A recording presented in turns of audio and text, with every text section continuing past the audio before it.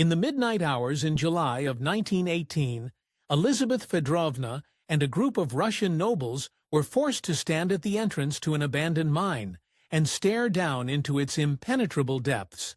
One by one, the secret police beat them before throwing them down into the darkness of the mine shaft. But it was only when the dust settled that the officers realized the execution had gone horribly wrong. Few can claim to possess the inner beauty of Princess Elizabeth Feodorovna. Strong of spirit with a deep belief in her convictions, Feodorovna touched the hearts of all who knew her. Despite the jaw-dropping tragedies that life threw her way, Feodorovna remained strong, even in the face of her horrific end. Her story started out as a fairy tale, with her playing the part of a real-life Cinderella, only to devolve into a saga just as twisted and heartbreaking as that of Joan of Arc. Born on November 1, 1864, Elizabeth descended from one of the oldest and most distinguished houses in Germany from her father's side. Her mother, on the other hand, was Princess Alice, the daughter of a famous queen you might have heard before, Queen Victoria. With such a distinguished background, you might think that Elizabeth lived a life of luxury, but you would in fact be wrong. Despite her noble background, Elizabeth lived a surprisingly humble life. While Elizabeth never lacked food and shelter, both she and her siblings took part in daily domestic tasks. On any given day, it wouldn't be odd to see Elizabeth sweeping the floors of her home or cleaning her own room. Outside the home, her upbringing was just as humble. Elizabeth's mother made sure to gently expose the little girl to the darker sides of life. When Elizabeth wasn't taking care of housework, her mother took her to the nearby hospital to visit the sick and wounded. Despite the horrors that these visits exposed her to, Elizabeth took it all in stride. This charming and accommodating side of her, along with her budding beauty, meant that suitors soon began clamoring all over her. As if the Cinderella parallels couldn't be more apparent, Princess Elizabeth grew into an extraordinarily beautiful young girl. It wasn't long before all who set eyes on her noticed her good looks. But that wasn't always a good thing. When Elizabeth was just 11 years old, her 16-year-old cousin, Prince William of Prussia, expressed a deep interest in her. And if you thought that wasn't already creepy enough, just wait. Things get more unsettling. By the time she was 14 years old, Prince William's childhood crush turned into full-blown love. Elizabeth endured his frequent visits and was the recipient of many of his poems and love letters. Eventually, Prince William proposed, but the princess turned him down. Elizabeth was probably uninterested in his advances, but there was another darker event that likely distracted her from all thoughts of marriage. At the age of 14, tragedy struck Elizabeth's family, and the results were dire. Many of her family members contracted diphtheria at once. Elizabeth, who had been sent away to her paternal grandmother's home, managed to escape this deadly illness. Every other member of her family caught diphtheria. Her youngest sister, Marie, succumbed to the illness on November 16th. Elizabeth's heart broke when she heard, but more bad news was on its way. Barely a month later, Elizabeth lost another incredibly important person in her life to diphtheria, her mother. The loss of both her mother and youngest sister devastated the teen, and to make matters worse, her family forbade her from returning home, fearing that the illness may take her too. When her family finally allowed her back, Elizabeth was greeted by a household that was much quieter than before, but not for long. Despite these early childhood tragedies, Elizabeth managed to keep a level head on her shoulders, which only made her more alluring to admirers and potential suitors. None of them caught the princess's interest, however. Elizabeth deflected proposals from princes, dukes, and other distinguished men in equal measure. Eventually, a powerful member of the family stepped in, determined to match her with the perfect man. That powerful family member was none other than Elizabeth's grandmother, Queen Victoria. To secure Elizabeth's future, Queen Victoria heavily encouraged her to marry Frederick II, Grand Duke of Baden. The marriage would have provided her with a secure position, and basically set the princess up for life. To everyone else, the marriage made perfect sense, but Princess Elizabeth thought otherwise. Much to Queen Victoria's dismay, Princess Elizabeth rejected Frederick's proposal. Queen Victoria deeply regretted Elizabeth's decision, but that was far from the worst part of the aborted engagement. The reaction from Frederick's mom, Empress Augusta, was that of absolute fury. For years, the Empress of Prussia refused to give Elizabeth's rejection of her precious baby boy, but Elizabeth remained unfazed. It would take a very special person to win her heart, but it did eventually happen. Throughout Elizabeth's childhood, Empress Maria Alexandrovna of Russia frequently visited her, along with her sons, Sergei and Paul. As the children grew older, Sergei found himself falling hard for Elizabeth, and even began talks of marriage when the young princess turned 17. Hopes for a successful match were high, but it all boiled down to Sergei met Princess Elizabeth's lofty expectations. On the surface, Sergei met all of Elizabeth's criteria in what she expected in the husband. Intelligent? Check. Refined? Check. Well-read? Check. On top of that, Sergei was just as artistic and religious as her. It certainly didn't hurt that Sergei was quite the looker, too, standing at 6 feet tall and bearing delicate features and beautiful light green eyes. So, when Sergei proposed, everyone awaited her answer with bated breath. Elizabeth always wanted to follow her own path, and her next decision shocked everyone. Elizabeth turned Sergei down. Despite his good points, there were several things about him that Princess Elizabeth could not ignore. Sergei, unlike his brothers, kept his feelings close to his chest, which Elizabeth saw as haughtiness and pride. Sergei demanded order and easily lost his temper when faced with opposition. All in all, Sergei was a huge stick in the mud, or so she initially thought. Unbeknownst to Princess Elizabeth, Sergei had a pretty good reason to keep himself closed off from the world. He lost his mother in 1880, followed by his father a year later. The grief must have been overwhelming, but Elizabeth, having lost her own mother, understood his pain. Their shared experiences brought the two closer, and eventually, Sergei proposed to her again in 1883. This time she said yes, but not everyone celebrated the union. Both Elizabeth's and Sergei's family hesitated to give their blessings. Sergei's family were quite shaken by her initial rejection, and likely didn't know what to think of her change of heart. On Elizabeth's side, the biggest voice of dissent was that of her grandmother, who held anti-Russian sentiments. Despite their misgivings, the princess went ahead with their marriage.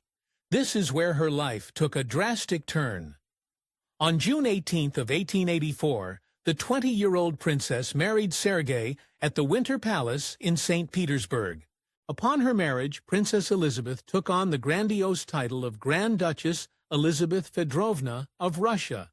And to Feodorovna's credit, she made sure to earn that title by winning the love of Sergei's family and the love of the Russian people, even if it meant cracking a few eggs along the way. Although it wasn't a requirement, Elizabeth converted from Lutheranism to Russian Orthodoxy in 1891. The move cemented her in the hearts of the Russian people and those of her husband's family, but boy did it tick off some of her past admirers. Wilhelm II, who once loved her deeply, criticized her conversion as a purely political move. True or not, there was no denying that the Grand Duchess did have a powerful presence in court. Elizabeth resisted being pressured into marriage, but she wasn't above playing matchmaker herself. This was especially true when it came to the marriage between her younger sister Elix and Tsar Nicholas II of Russia, who happened to be Sergei's nephew. Even as kids, Elizabeth's younger sister and Nicholas II loved each other deeply. To ensure her sister's happiness, Elizabeth moved heaven and earth. As we'll see, she didn't quite know what she was getting her sister into. To make the match work, Elizabeth needed to solve two major problems: her sister's hesitancy to convert to Russian Orthodoxy and her grandmother's opposition towards the match. Elizabeth convinced her sister that conversion didn't mean eschewing her beliefs, which calmed some of her younger sister's fears and concerns. With that out of the way, Elizabeth just needed to find a way to deal with her grandmother. Elizabeth's plan to deal with Queen Victoria turned out to be pretty ingenious. She simply ignored her and convinced Sergei and Nicholas's family to accept the match instead. Eventually, a mix of Elizabeth's cajoling and the ailing health of Nicholas II's father forced the Russian royal family to approve of Elix and Nicholas's marriage. The princess was ecstatic, but in a dark twist, her grandmother had good reason to oppose the marriage. Her grandmother's main concern was over Russia's political instability and policies, and it came back to haunt Elizabeth Feodorovna in a big way. In 1891, the reigning Tsar appointed Feodorovna's husband as the Governor-General of Moscow, disrupting their quiet life in St. Petersburg. This was already bad enough, but it was small potatoes compared to what Elizabeth's husband did next. Elizabeth's husband began his tenure as Governor-General by expelling Moscow's 20,000 Jewish citizens. He believed that this move was necessary for a strong nationalist government, and so he began kicking people out of the city over the course of 12 months. Although some managed to leave voluntarily, many were unwilling or unprepared to leave their homes behind. All Elizabeth could do was watch the proceedings in horror. Elizabeth stood witness as officials forcibly expelled the unmarried and childless from Moscow. Next, won apprentices and families with up to 4 children. Finally, officials forced old Jewish settlers who lived in Moscow for the past 40 years to leave their homes. After seeing whole families leave in little more than rags due to her husband's actions, Elizabeth made an ominous and prophetic declaration to her husband. As her husband's men expelled the last of the Jews from Moscow and forced any remaining young Jewish women to register as prostitutes, Elizabeth made a chilling prediction. She told her husband that God will punish us severely. Elizabeth had no idea when divine punishment would arrive, but she believed it would eventually. Over the years, tragedies large and small hounded both her and her husband. The first of these tragedies came in the form of vicious rumors regarding Elizabeth's marriage with her husband. Many interpreted her husband's emotional distance as arrogance, just as she once had. While this was untrue, it greatly damaged her husband's reputation. Many speculated that her husband's coolness extended to the bedroom, and these suspicions weren't completely groundless. Whether by choice or due to medical complications, Elizabeth and her husband remained childless for their entire lives. Her lack of children and her husband's less-than-stellar reputation left the poor princess defending both her marriage and her husband from malicious gossip from all corners of the country. And that wasn't the only issue troubling Elizabeth. In 1902, the royal family banished Grand Duke Paul from Russia due to his marriage to a woman of lower rank. As a result, Elizabeth and Sergei asked for and received guardianship over Paul's children, Maria and Dmitri. This should have been the perfect arrangement. Both Elizabeth and her husband loved the children and had their best interests at heart. Under the surface, however, things were definitely less than perfect. Elizabeth's husband worried over the education and upbringing of Maria and Dmitri to the point of obsessiveness. His overbearing nature really didn't sit well with his newly adopted kids. But it gets worse. Maria and Dmitri blamed both Elizabeth and Sergei for separating them from their real father. The household situation was bad enough, but karma had more in store for poor Elizabeth. On January 1, 1901, Elizabeth's husband Sergei resigned amid growing political discord with the country. Shortly after, Elizabeth, along with her husband and foster children, moved to the Nicholas Palace to remain in relative safety. She rarely went outside for fear of attempts on her life. The isolation was difficult, but a necessary measure to keep the family away from harm. Unfortunately, it wasn't enough to save them all. On a cold winter day on February 17, 1905, Elizabeth's worst nightmare came true. A revolutionary by the name of Ivan took the life of Elizabeth's beloved husband Sergei by blowing up his carriage. The aftermath of the explosion was absolutely horrific. It completely mutilated her husband's body and scattered his remains across the snow. Upon hearing of the explosion, Elizabeth rushed to the scene, and her reaction was totally unexpected. No one would have blamed Elizabeth for passing out at the sight of her husband's remains, but she defied all expectations by remaining calm, if rather shocked.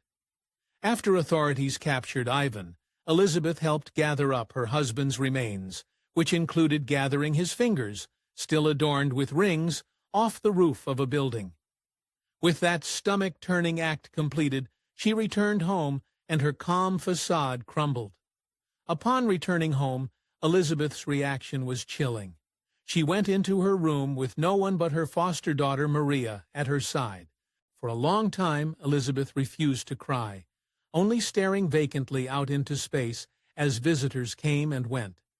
Eventually, her self-control began to crumble, and she broke down into heart-wrenching sobs. For days leading up to her husband's burial, Elizabeth remained in constant prayer. No one had any idea what she prayed for, and the deeply religious princess remained quiet on the matter. Then, Elizabeth suddenly demanded to see Ivan, and the contents of her prayer suddenly became clear.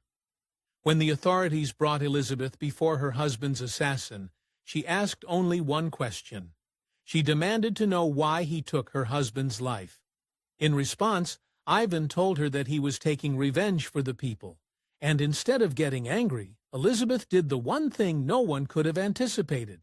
She told Ivan that she forgave him. She begged him to repent and to stop the cycle of revenge right there. Ivan staunchly refused to repent, determined to become a martyr for the revolution. As such, authorities sentenced the killer of Elizabeth for the ravenous husband to hang on May 23, 1905. After this, Elizabeth changed and became someone almost entirely different. 4 years after her husband's passing, Elizabeth made a drastic lifestyle change.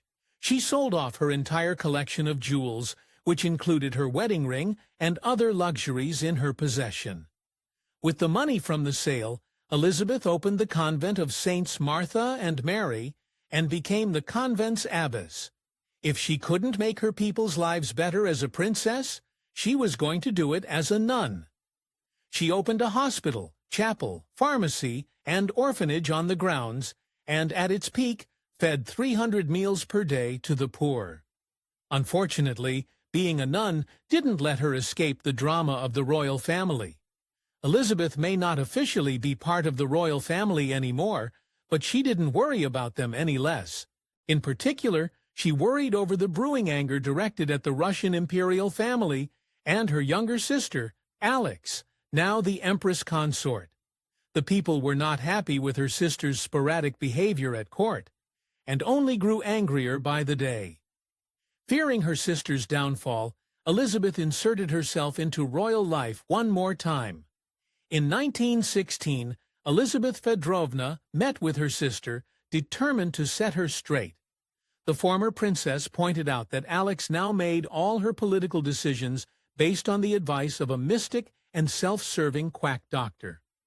Her sister's unpopular support of Rasputin, coupled with the economic decline of the country, sparked a revolution in 1917. At first, the provisional government that took over did little more than keep the royal family under house arrest and attempt to expel them from the country. That all changed when the Bolsheviks took over. For the Bolsheviks, any trace of the royal family must be eliminated, and that included Elizabeth. In 1918, Vladimir Lenin called for her capture. After her capture, Lenin moved Elizabeth Feodorovna to the city of Yekaterinburg. On July 17, 1918, just under a month after Elizabeth and the other royals entered the quiet town, chaos erupted. In the middle of the night, the Cheka woke Elizabeth and the other prisoners and forced them into carts. the driver took Elizabeth and the rest of the group up a road before stopping at an abandoned iron mine with a pit 66 feet deep. Suddenly, the drivers dragged Elizabeth and the others off the carts and beat them into submission. After, they hauled Elizabeth towards the edge of the pit and hurled her into the darkness. Elizabeth Feodorovna fell for what must have seemed like forever, before landing with a bone-crunching thump at the bottom of the pit. She survived the initial fall, but that was just the start of her nightmare. Very quickly, the bodies of her fellow prisoners followed after her. After the Cheka threw everyone into the pit, they tossed in a hand grenade to finish the job. Whether by divine intervention, sheer determination, or dumb luck, only one prisoner fell victim to the grenade. In full defiance of her captors, Elizabeth began singing an Orthodox hymn from within the darkness of the pit. As her voice floated up from within the iron mine, the Cheka threw large bundles of brushwood over the pit, set it alight, and left Elizabeth and other victims to their fate. On October 8, 1818, the White Army discovered the iron mine that contained the bodies of Elizabeth and other victims in her group. They transferred the bodies to the Russian Orthodox mission in Beijing, China. Later, in 1921, Elizabeth's body left for the Holy City of Jerusalem, beginning an entirely different journey. In 1992, the Moscow Patriarchate canonized Grand Duchess Elizabeth as Holy Martyr Elizabeth Feodorovna, bringing light to her work to uplift the poor and create a safe haven for women. Ironically, a statue of her was also raised in the Garden of Reconven after the Soviet Union dissolved, with an inscription that reads, "To the Grand Duchess Elizabeth Feodorovna, with repentance." As with any member of the Russian imperial household, gossip surrounds Elizabeth's life. In 2010, a historian claimed that Elizabeth may have known that Rasputin was about to meet his untimely end. Before Rasputin's killer even got a chance to take him out, Elizabeth allegedly sent out telegrams with details that revealed their identity. However, she declined to stop them, because ending Rasputin's life was a patriotic act. Thanks for watching History Expose. If you love uncovering the best stories in history, hit the like and subscribe to keep exploring with us. Don't forget to visit our main page, FactorNet, for more incredible facts about everything.